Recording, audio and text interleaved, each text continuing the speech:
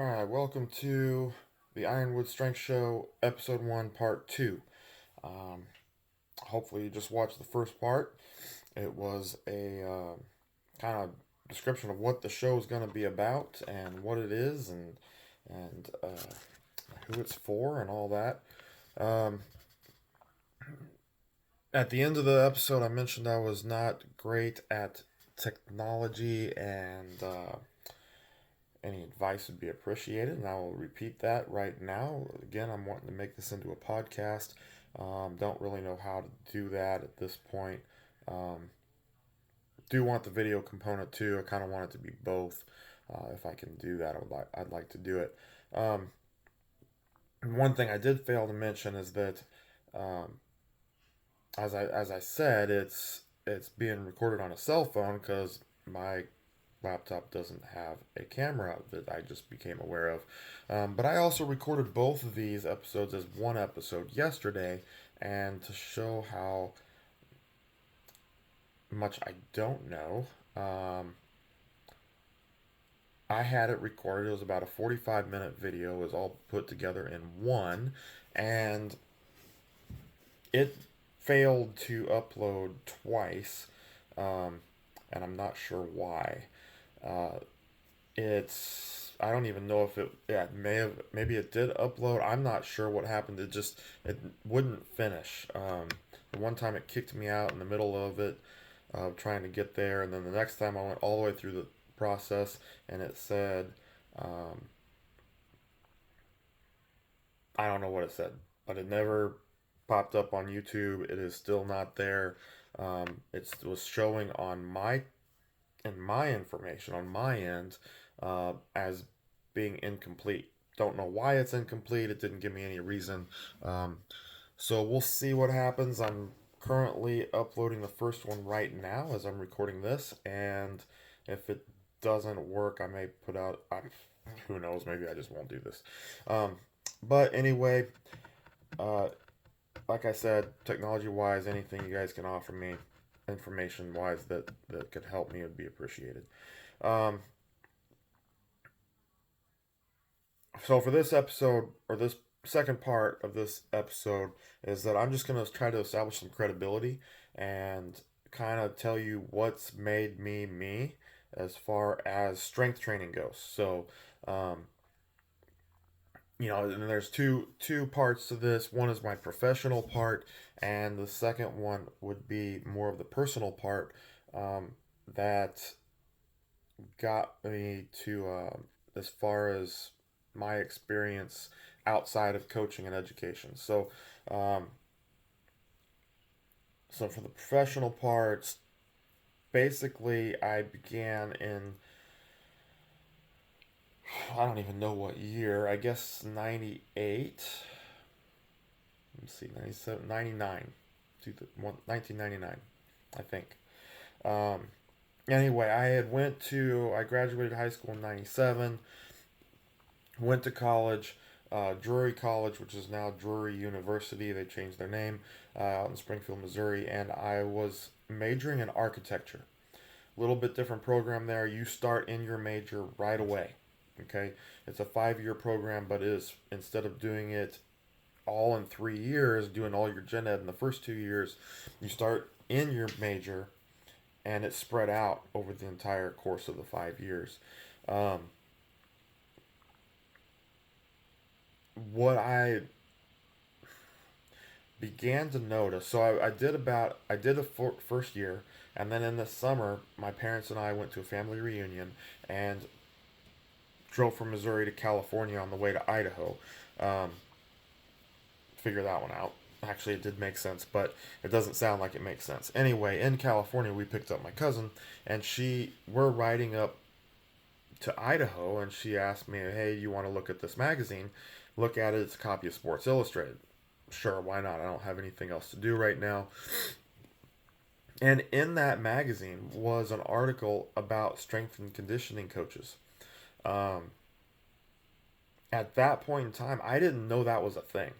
I had no clue that you could be a strength coach and teach people how to teach athletes how to lift weights and teach them and help them get stronger and help them become in better shape for their sport, through conditioning, through speed training, through agility training. I didn't know that was a thing.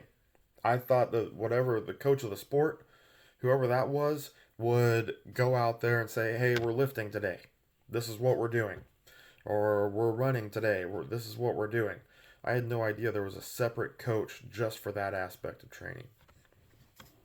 Um, go into my third semester of architecture and really started to notice that I was spending more time in the gym lifting and more time in the computer lab looking up information on lifting than I was in the studio completing my projects. Um, which is not a good combination because it was probably the worst uh, 3 semesters of my education. That I had a couple D's out of there in classes that I had that were in my major, which you cannot have a D in your major. Had some C's in there in classes that I normally wouldn't get C's in, so I was kind of struggling. Um, and that was definitely one of the reasons, and probably the top reason, is that my interest just was not in it. What came out of that was my thought process. They really molded you in that program to think differently and think outside the box and see things in a different light. They really hammered in the conceptual part of um, of design, but that carries over to everything instead of just the programmatic reasons. Do this to get this, which is what a lot of strength training programs are. Yeah, but they really hammered that in, understanding the reasons why, thinking deeper. Um, and so that really became a part of my thought process that I still utilize today.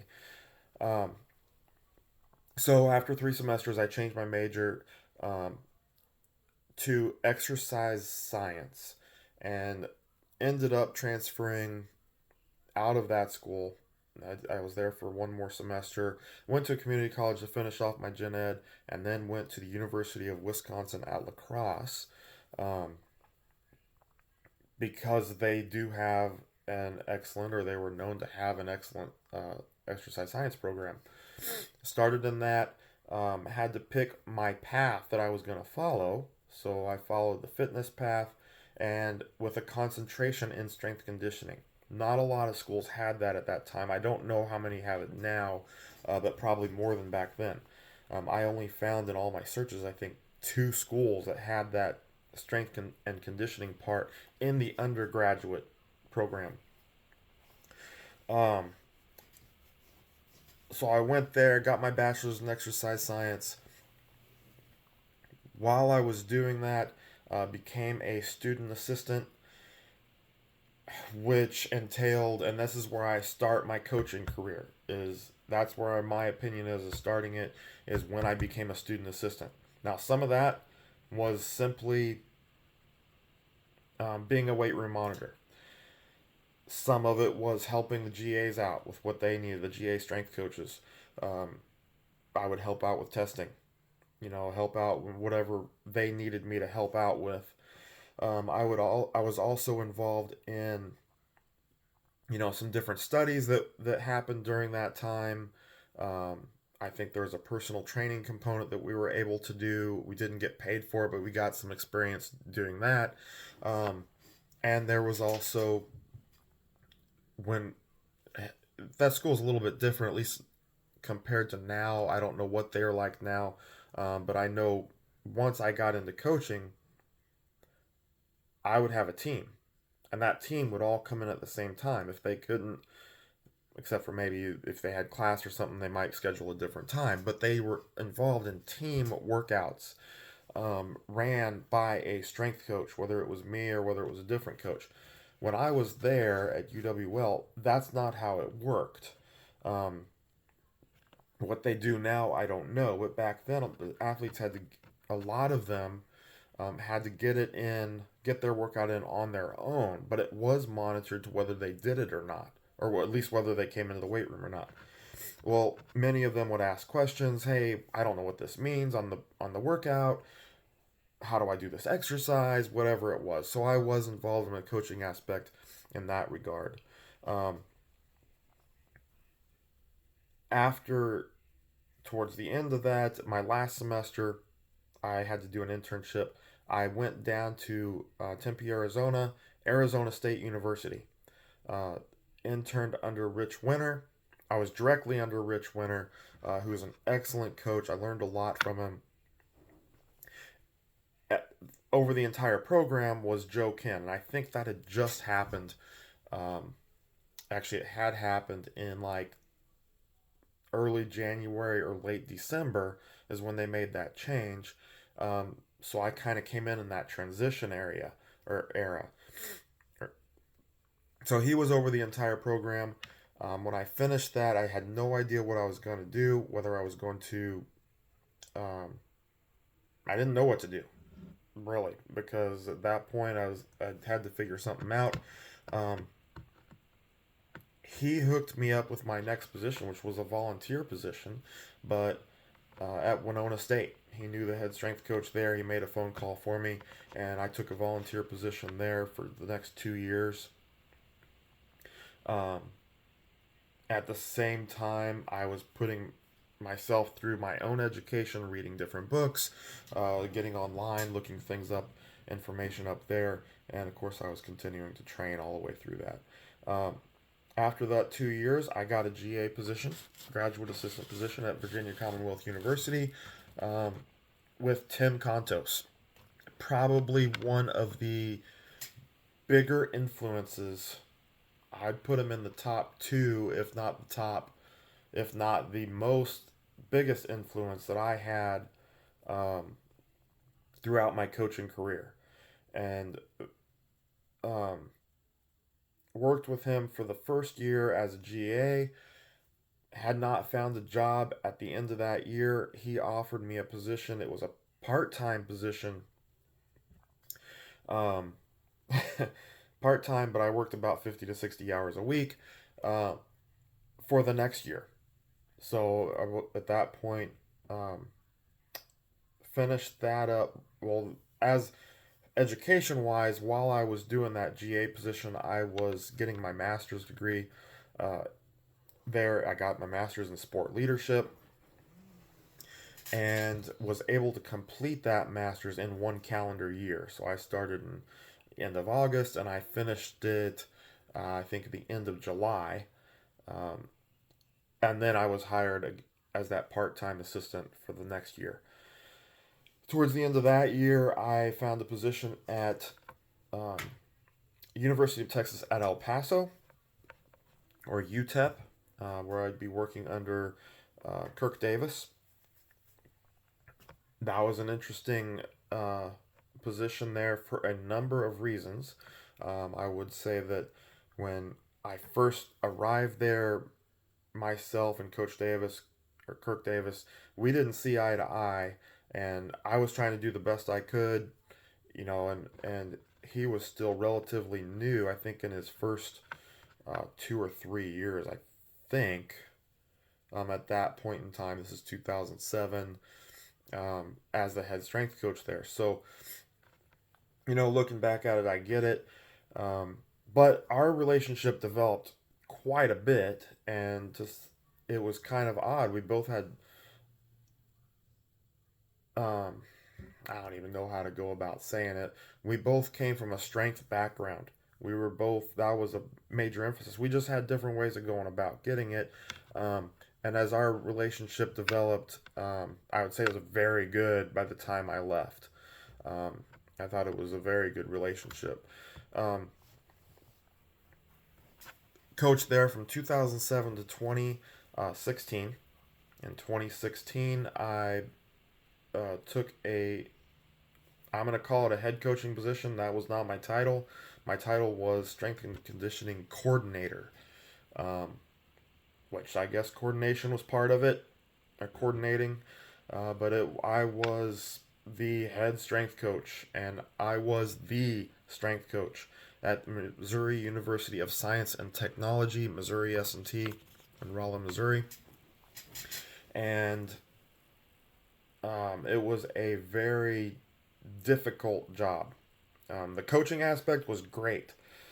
Really enjoyed when I was just on the floor coaching, working with the athletes. It was great. However, my typical experience is that I would coach for about the same amount of time as it took me to get all my programming done, get any paperwork done, meet with coaches, whatever else. So I was coaching 35 to 40 hours on the floor, coaching 35 to 40 hours a week. Uh, and you can see what that did to my total hours, which was putting me 70 to 80 hours. And that's after I'd already been there for a year. My first, I think, 13 weeks of school, after school started, my I think it was like 13 weeks or 14 weeks. I didn't work less than 80 hours. And just a little side note on that, I hear people all the time say, I worked 80 hours a week at this job. Um, you tell me what your hours were because I don't believe you. Um, and yes, I know people do work 80 hours, but that is a lot. I was going into work at 6 a.m. and I was leaving work anywhere between 9 p.m. and 11 p.m. every day or 5 days a week. Uh, that first semester, I was also working Saturday. I was also working Sunday. Um, After that first semester, I refused to work Saturdays anymore. So I only worked 6 days. My hours didn't change a whole lot. My total hours was still very high. I was able to bring it down some the second year, but I was still working 70 plus. And when I'm telling you those hours, those are accurate hours. I was at work working for 12 to 14 plus hours every day. Um, and yes, there was days that I put in 16 hours. So um, just made the point, made the decision with my wife when we first got there. It was either going to work or it wasn't. We weren't going to move again. I always knew when I started very early on in coaching that I was not going to retire as a strength coach. Didn't know what I would move on to or what that would entail or when it would be the end. Um, but when we moved to Rolla, we decided that that would be it. Okay, so either I was going to make it as a strength coach in Rolla, or I wasn't going to be a strength coach and I'd have to find something else, not knowing what that would be. After 2 years, could I have kept doing it? Sure. Did I want to be putting in that type of hours? Nope, not at all. Um, so that was it. July 31st, 2018, I walked off the field and hung up my whistle for the last time. Now, I'm also going to put a little disclaimer on that. Could I have made that job more simpler? Yes, I could have. I did it the way that I felt it needed to be done, but I know there are coaches out there that have a different mindset. They have a different way of going about things, and they could probably cut those hours way down. I am a I was a very organized, have everything laid out how it's going to work coach. Um, have everyone's numbers accurate, ready for them. Um, Not all coaches are like that. I've seen coaches literally walk in and write a workout on a grease board and coach from there, and they are good coaches. That is not my style. I would not do well coaching like that. I need to have that program laid out, how we're going to go about it. I was an organizer. If you want to throw the word coordinator out there, I was a coordinator. I knew how to manage that weight room to make everything flow. It was a smaller weight room. Um, Other coaches are not don't need all that I need. They can just go in and say this is what we're doing, and they can go out and be an outstanding coach. Um, but different mindset. You have to have the right mentality and mindset to be able to do that. Mine was, I liked it for me, but I needed to be in a different setting. Probably need to be in a Division 1 program where I didn't have 13 teams to myself, where I could go out and do handle my 2 or 3 teams, maybe 4 teams, and and work in the manner that I knew how to work. So that's it as far as the professional side. So I'm going to get into the personal side now. This is the bulk of. Actually, let me go back to the professional side for just a second. When it comes to certifications, I am not a big believer in certifications. I had one, two if you count CPR, which I never even listed that. But it is what it is. Every strength coach has a CPR certification. Every sport coach should have a CPR certification. So whatever.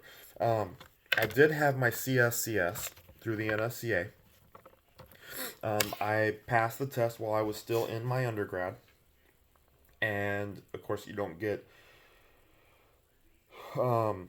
actually become certified until you graduate college with your undergrad. But I had that the entire time I was coaching, and of course I carried that for a few years after, or a year, I don't know. I carried it after I was coaching until it expired, and I had no reason to renew it. Um, so that's where I am with that. Why don't I care about certifications? Because most of them are a joke. I used to have coaches come to me and ask me to help them with their certification. Uh, I'll say continuing education or recertification exam because they couldn't figure it out and I could pick it up, a certification I didn't even have, and go through and tell them the answer to every question. Um, I'm not bragging about myself. But oftentimes these were younger coaches. I'm just saying certifications in general, I don't have a lot of respect for. I don't think they certify you on what you need to be certified in. There's I know there's at least one organization trying to change that. Um, I've seen decent frameworks, but it's really in my during my career it was never there. Um, so that's where I stand on that. That's enough of that. Anyway, my personal experience, and this is where I feel that my credibility should come from the most.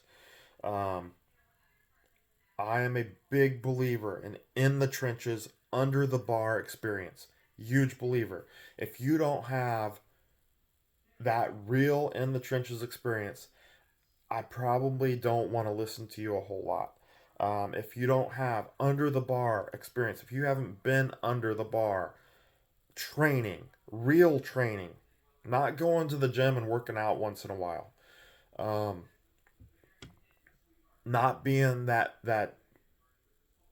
bro mode guy, the guy that's just out there putting up YouTube or TikTok videos or YouTube videos or of him lifting a lot of weight and going crazy and showing how great he is.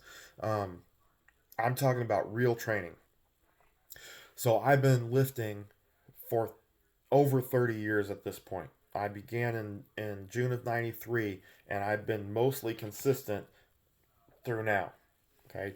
Um,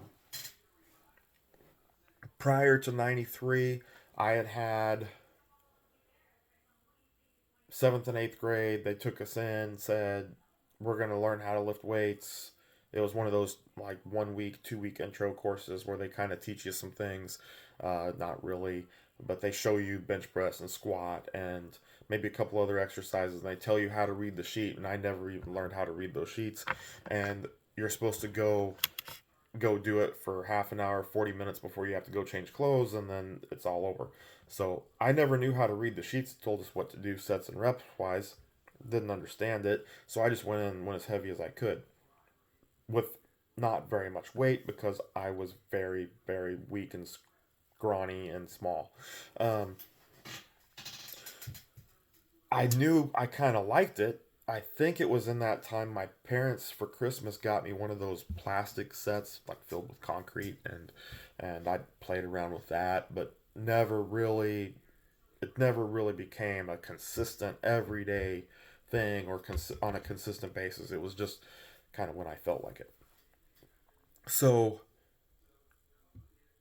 going into my freshman year of high school, I was supposed to start lifting for football, and we had organized, semi-organized workouts. And the first day, I came on the wrong day, didn't read the sheet correctly, showed up on the wrong day with the varsity, and man, I mean, I was intimidated as ever, but they put me with the group. I think they were seniors, and they kind of showed me what was going on. It was not their main day, it was their auxiliary day. But they tested me in deadlift day one, pulled 140 pounds um, on day one, 13 years old. Um, and 13, yeah, 13. I turned 14 not long after that. But 110 pounds, maybe. I don't remember. But probably around there, pulled 140 pounds. Day two, had to come back the next day and um, lifted with the freshmen, the group I was supposed to be in, and they tested me on everything else, which involved the squat, bench press, and push press. We also did cleans. They didn't test us in that, thankfully.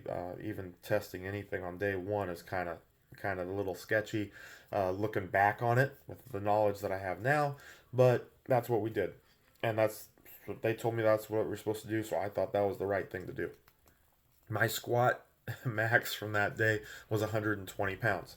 My bench max was 75 pounds, and I did a push press. I still remember that, 60 pounds, a five and a two and a half on each end of the bar.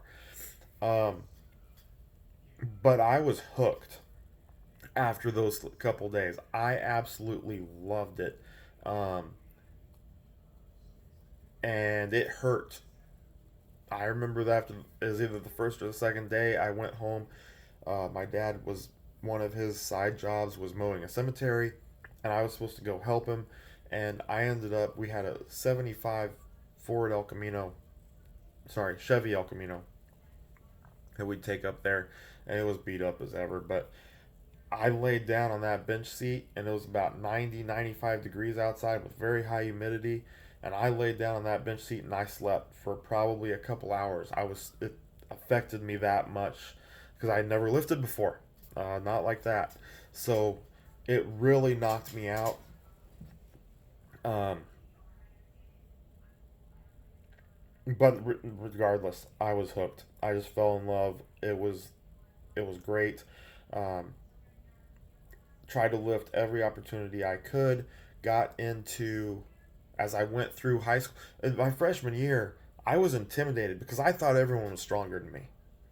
So a lot of times I didn't want to take a weight training class. I didn't want to go to the weight room because I was going to be the weakest person in there. Unless it was just with the freshmen. With the freshmen, it was no problem, even though I was still the weakest person. Um, but when it came to lifting with the varsity or anything like that, I really didn't want to do it because I was embarrassed, I was intimidated. Um, but that's what I had to do. So I lifted with the varsity a little bit after wrestling season ended. My sophomore year, I started taking weight training classes. By the end of my high school career, I was lifting like four, three, four, maybe five times a day. I'd sneak in before school. I'd go to two weight training classes throughout the day. I'd lift again either after football practice or before baseball practice in the spring. It was dumb to do that much, but that's what I did. I finished high school and I was still not the weakest person on the team anymore because I mean you do have some weaker ones come up freshman sophomore wise. I was the second weakest person in my class, and only because someone new started that happened to be weaker than me. Um, but I still loved it. So kept lift in '96. I graduated in '97, but in '96 they had the Olympics in Atlanta, and I remember watching, and we recorded it. I remember watching those guys: Piros Dimas, Andre Chmerkin, Mark Huster, Naeem Suleimanoglu, Mark Henry from the U.S. lifted in that Olympics, and I loved that. I mean, just so I set kind of a goal at that time that I was going to go to the Olympics. Now, I'm saying that, and I have these ideas in my head. If I squat this much weight this year, next year and I improve this much. Next year I'm going to improve the same amount and I'll be this strong. The next year I'll improve the same amount and I'll be that strong. And so I had all these numbers. I'm like, yeah, I can definitely do this. by in 8 years or whatever it was that I thought I could do it. Yeah, it doesn't work that way, and I found that out. Um, I also had never done a snatch in my life. um, I could do power cleans. I taught myself by watching those videos over and over and over of Puros Demas, those guys. Puros Demas is the guy I really wanted to model myself after. Um, I taught myself through that how to do a full clean. It probably still wasn't great technique, but um, it's what I had. Never done a split jerk. I could do a push press. Puros Demas, you guys that remember, if you remember him, he didn't do a split jerk after his clean. He did a push jerk or a power jerk. And so I taught myself to do that uh, because they wouldn't let us do split jerks and we couldn't do it. We lifted in a rack. So we couldn't really do it in that rack. But I would get in there and I would do push jerks, and my coaches didn't know any difference. I don't think they did. Maybe they did. But they didn't care. They let me do that. And I got fairly decent at that, being able to rotate under that weight after I got that initial push. Um, got into college. That's probably my most inconsistent time was that freshman year. That first semester of my freshman year, didn't know how to balance a newfound personal life, didn't, classes, not having a requirement to be there at a certain time, still learning about myself in that way. So I was pretty inconsistent. My second semester, I made a commitment that I was going to be there, and I was. And um, but still, as I'm going through this, I don't know how to even get started, let alone perform the lifts. I don't know how to perform the lifts. How am I going to get started as far as competition goes? Um, so during that time, I was looking up information, discovered Fred Hatfield's website called drsquat.com. Um, and that was highly influential, but he was talking more about powerlifting, so I started to discover squat, bench, and deadlift. I mean, I knew how to do those, not like I do now, but I started to discover powerlifting. And after I went to the University of Wisconsin La Crosse, turned out one of my professors had been a competitive powerlifter, and he would do these non-sanctioned meets. We would have those on there on campus. So I did my first meet there, non-sanctioned. Um, and then of course I wanted to do it even more. He showed me where to find out how to find out about meets. Um, Told me how to get involved. I needed to contact the meet director, get the entry form sent to me, then I could fill it out, send it back. Um, Different process and now than doing it all online. Gear was a big thing back then. In fact, you everyone lifted with gear, squat suits, bench shirts, all that. That's the only way people lifted. So bought myself squat suit, bought myself the bench shirt, tried to figure out how to put them on by myself. Not fun, but that's what it took to compete. So that's what I was gonna do. Um, Trained. So I started competing in 2002, I believe, and competed all the way to 20.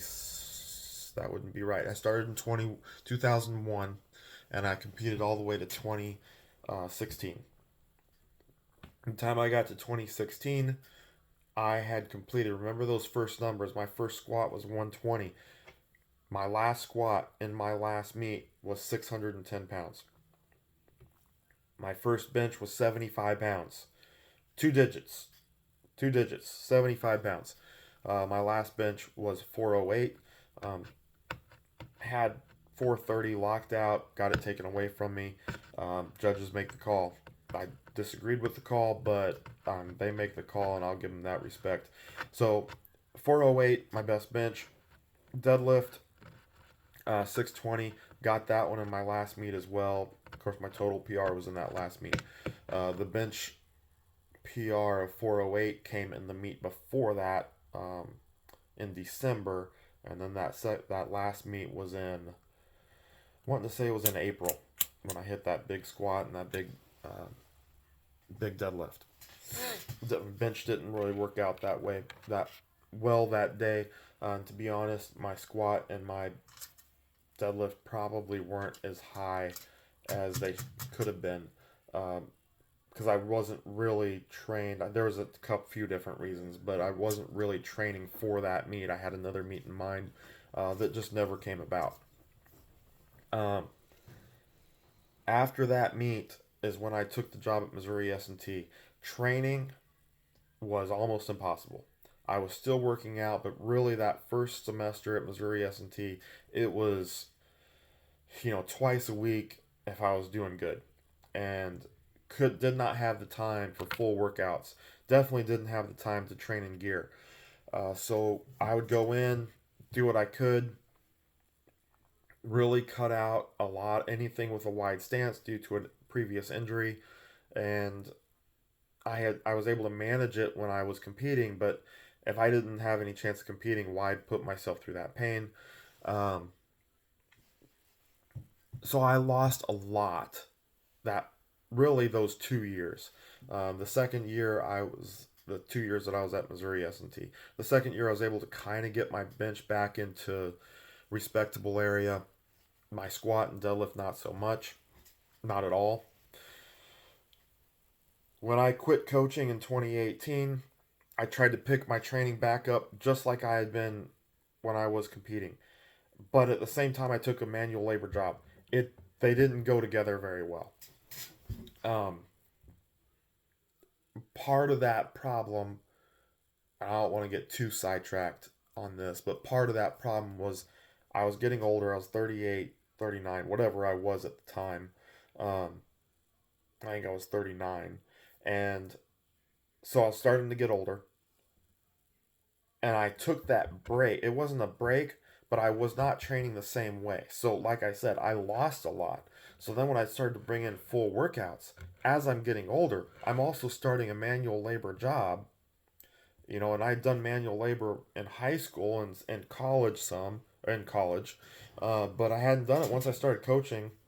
You don't have that same energy requirement of a manual labor job coaching. That you have a lot of hours, but the actual physical labor part isn't there. So then I was learning how to manage my training while I'm aging, while doing a manual labor job.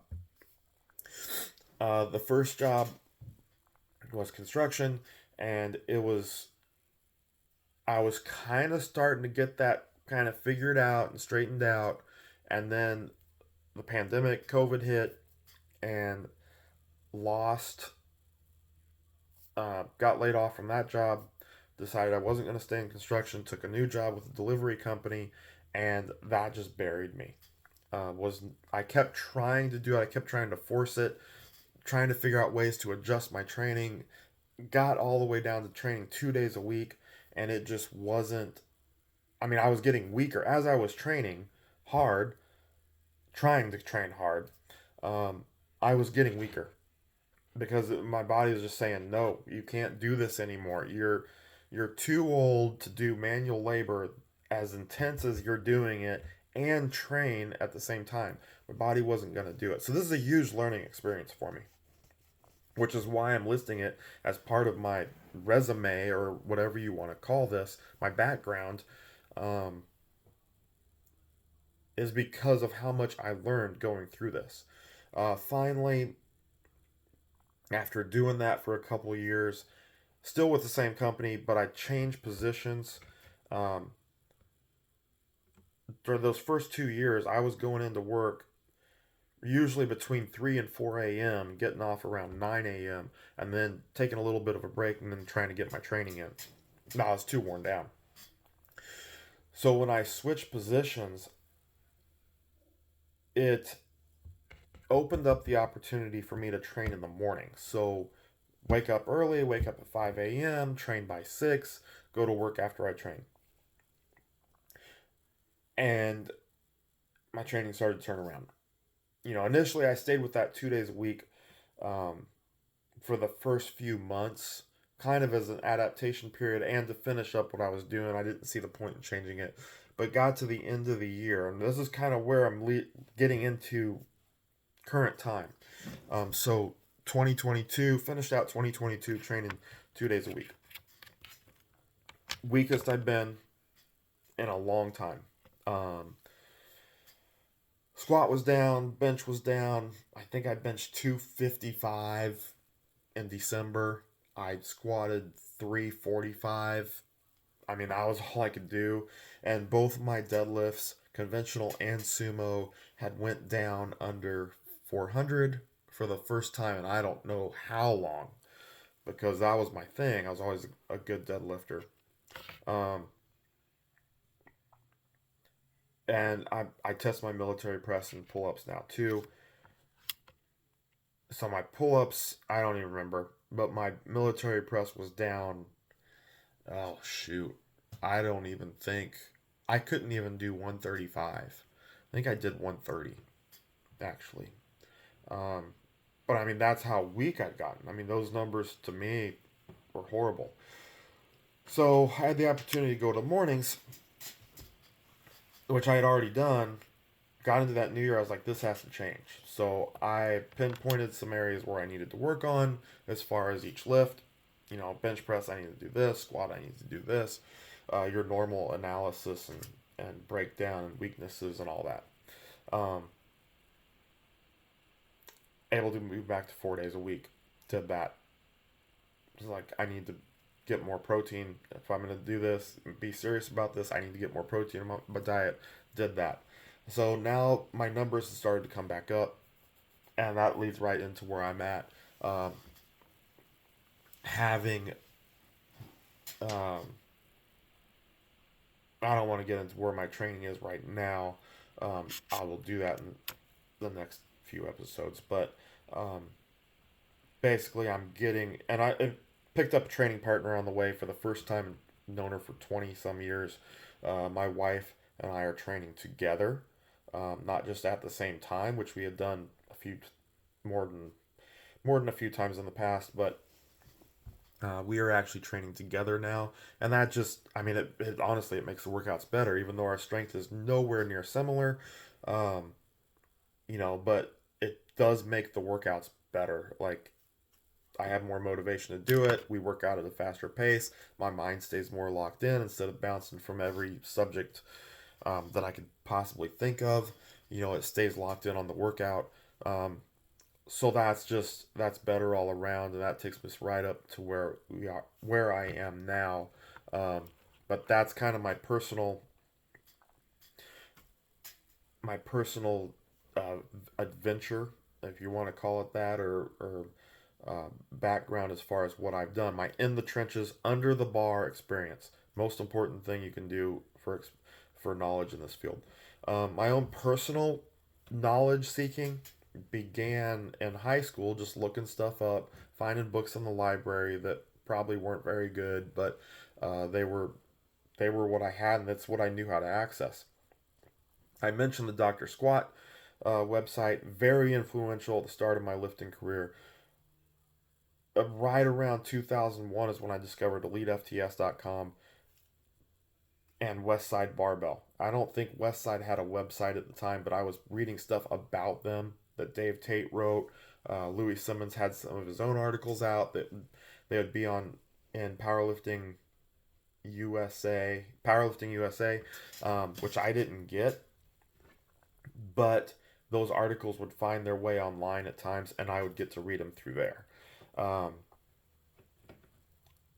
those two people and those two organizations are probably the most highly influential um, sources that I've had outside of people that were actually in my life throughout my profession. Dave Tate, Louis Simmons.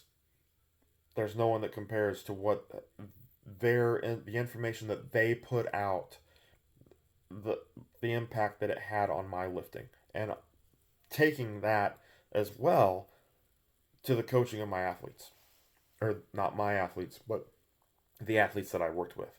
Um, beyond that, through that, I was discovering other books, and they would put out, hey, this book has XXX information. So I'd go buy that book. Or I'd say, tell my wife, hey, here's a list of books that I'm interested in.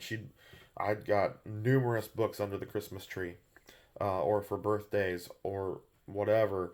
So just accumulating that library of books, reading those, taking notes on them as I read them, making that information sink in, reviewing the notes, reviewing the books, finding articles online. Elite FTS is a great source of articles um, that they started putting out. I don't know when they started, 2000, 2001, 2002, somewhere in there, releasing articles. And lot, especially back in the early to mid 2000s, really quality information uh, that was being put out, and it wasn't every day, but maybe once a week, maybe every couple weeks, they'd release a few more articles. And not a lot of articles were getting put out, so that information wasn't as watered down. Just a lot of information back then that I was going through. And there were other websites as well, but those are the two big ones. But that personal education continued. I mean, still continues today. Now more watching videos that are also podcasts, um, just different sources. Uh, most Whether it's Elite or whether it's someone else that's put out a video, there's a lot of information out there. So I'm still, to this day, after 30 years under the bar, after 16 years of coaching, or 17 years of coaching, 16 years of competing, still to this day, I'm still trying to learn uh, how to get stronger. So, um, so that's it. That's my resume. Hopefully, that other part one is already up, and I'll start getting this one up. Uh, so take care. Hopefully, in the next couple days, I will have another episode out, and then after that, I'm trying to hopefully do. Who knows what this is gonna do? Hopefully once a week, but um, we'll see. If it's once a week or if it's once every couple weeks, or maybe more than once a week. I don't know. Then who knows how long it's gonna last? If it's just a couple episodes or if it actually becomes something that turns into something, and who knows, I might still be doing it 5 years down the road. Anyway, so long till next time. Again, this is the Ironwood Strength Show, and I will see you later.